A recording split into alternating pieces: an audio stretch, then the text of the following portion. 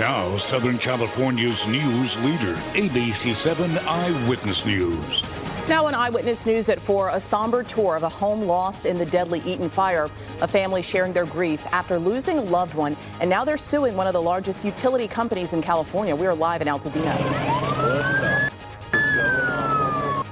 A police pursuit ends in a deadly shootout on an Orange County pier. More of this new video, plus the latest on the homicide suspect who led police on this bizarre chase. But we begin with that breaking news about that deadly crash involving an American Airlines jet and an Army helicopter. Investigators just wrapping up a press conference. The Black Hawk helicopter expected to be lifted out of the Potomac River sometime today. We have the latest there. Hello and thank you for joining us. You're watching Eyewitness News at 4, live on ABC 7 Hulu and wherever you stream. I'm Michelle Fisher. And I'm Jory Rand. As that extraction is set to take place, we're learning more about the specifics of the crash itself. Data from the flight data recorder on board the American Airlines jet showed it was flying at about 325 feet at the time of the crash. But there is a discrepancy here. The initial data from the control tower's radar had the helicopter at about 200 feet.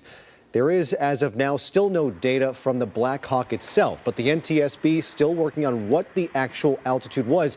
This is important because the helicopter had a ceiling of 200 feet, so the discrepancy is important in determining the cause of this crash that left 67 people dead.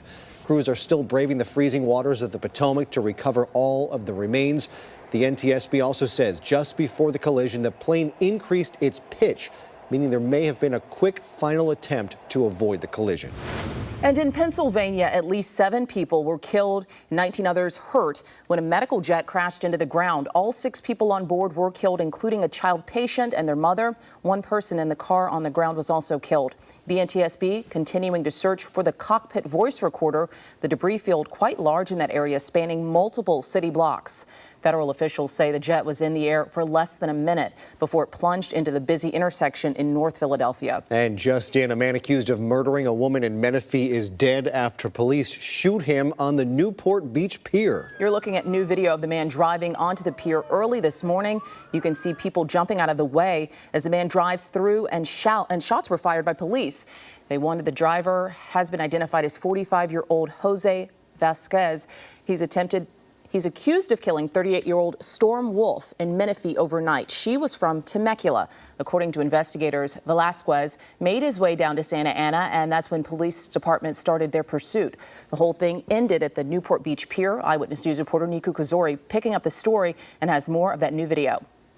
An early morning pursuit and an officer-involved shooting ended right here on the Newport Beach Pier.